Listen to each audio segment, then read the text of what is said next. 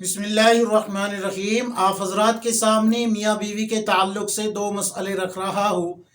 साहिल ने सवाल किया है कि मुफ्ती साहब, मैं और मेरी बीवी और मेरा छोटा भाई, हम तीनों दस्तरखान पे बैठे हुए थे। तो एक हमारा छोटा बच्चा है, वो खाना नहीं खा रहा था। तो मेरी बीवी ने मेरे छोटे भाई यानी कि अपने देवर को कहा कि इसको थोड़ा डराए ताकि ये खाना खा ले। तो मैंने अपने भाई को कहा कि तुम अपनी भाभी को डराओ। ये सिर्फ एक मजाक चल रहा था, जिसकी बुनियाद पे जो है बात मजाक में आई गई होगी। लेकिन मेरे पास कुछ मेहमान आए, तो मेहमान आने के बाद मेरी बीवी ने बदकलामी शुरू की और कहा कि तुम मुझे अपने भाई से डराते हो, पिटवाना चाहते हो, वगैरह वगैरह। इस मजाक की बात को सीरियस में ले गई, जिसकी बुनियाद पे हम दोनों में यानी कि बोलचाल बंद हो गई।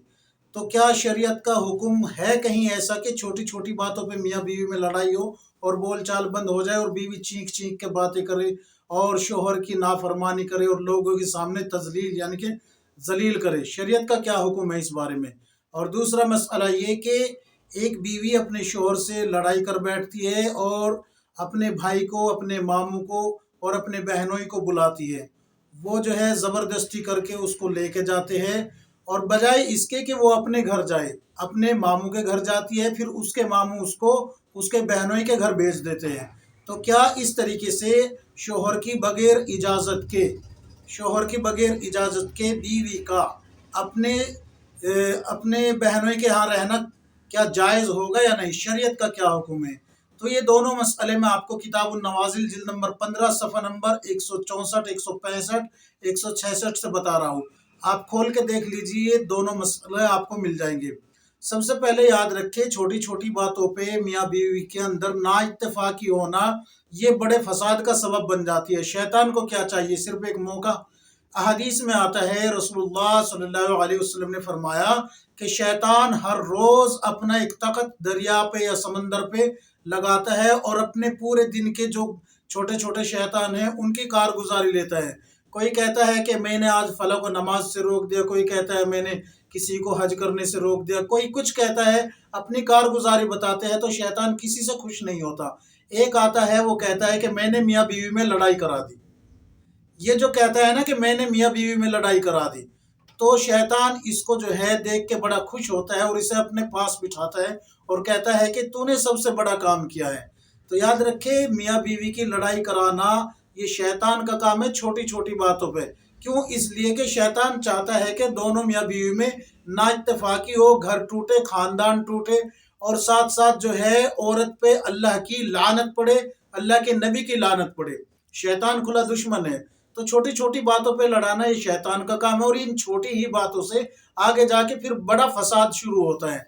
लिहाजा छोटी छोटी बातों पे लड़ना नहीं चाहिए, और औरत को हत्तल इम्कान ये कोशिश करनी चाहिए कि वो अपने शोहर की हक बातों में फर्माबरदारी करे। और शोहर को भी अगर कहीं औरत गलती पे है, बीवी गलती पे है, तो उसको हिकमत के साथ समझाना चाहिए, ना कि चीख चीख के उसको जो है तजलील के करे।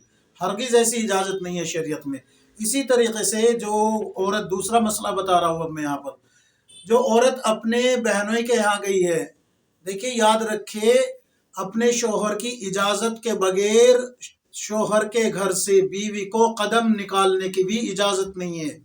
याद रखे, फिर वो तो लड़ाई में गई है, चाहे बाप आए लेने के लिए, चाहे भाई आए, चाहे दादा आए, कोई भी आए, ऐसी ऐसी हालत में तो जाना ही नहीं चाहिए कि भाई लड़ाई हो गई और चल दिए मुंह उठा के भाई के साथ या बहनोई के साथ या मामू के साथ।